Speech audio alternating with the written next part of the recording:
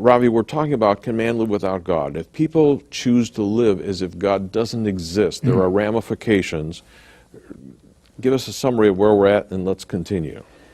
The question that I think is the reigning question of our time. All the others are really footnotes to this question.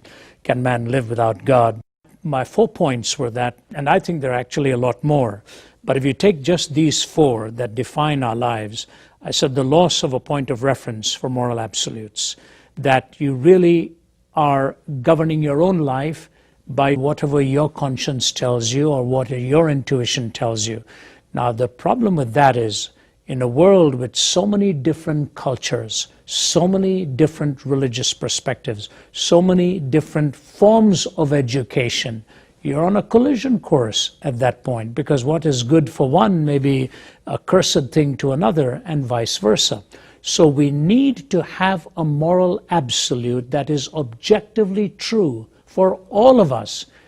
Is it objectively true to say, I have no right to take a sword and lop off another person's head, and do that with my own moral precepts and my own prerogatives, and do it on display in public television and consider that a triumphalist thing? Is that morally right or wrong? What does our intuition say to us? Chances are somebody listening is going to say, it's okay if it's revenge done by someone. Someone else is going to say, no, it's a horrific thing that you've done. What is the transcending point of reference to which we can point? Is it morally abhorrent to torture a baby for your own pleasure?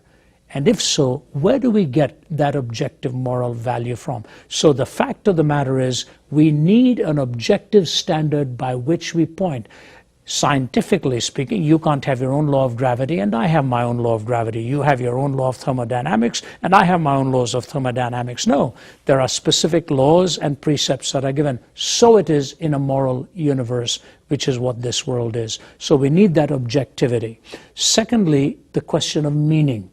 Now, this becomes obviously more subjective, but not as readily as you may think so. Let me tell you why.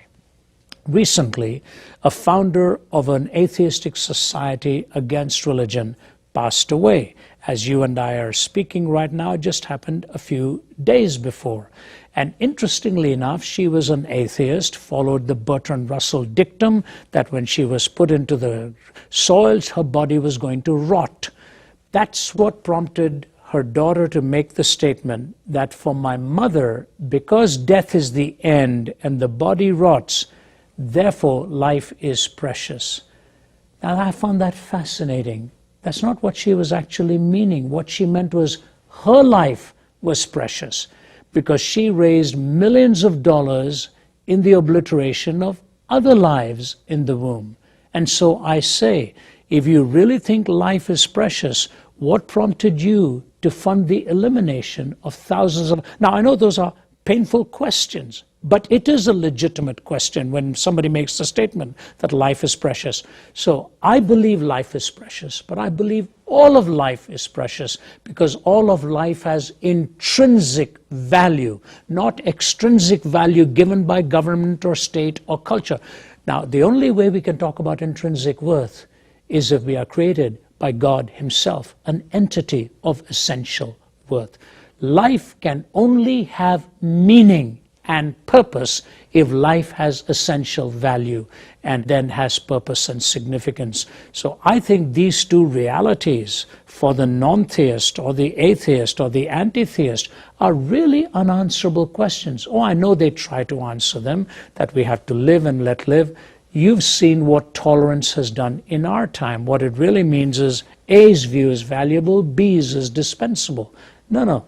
In a true world of tolerance and acceptance, we have to respect each other's views and dialogue on that meaningfully, because life is meaningful. So I believe in knowing Jesus Christ, He who is my Savior, who laid down His life for me and was willing to offer love and forgiveness for me who never even sought after Him, but he pursued me, quote, like the hound of heaven.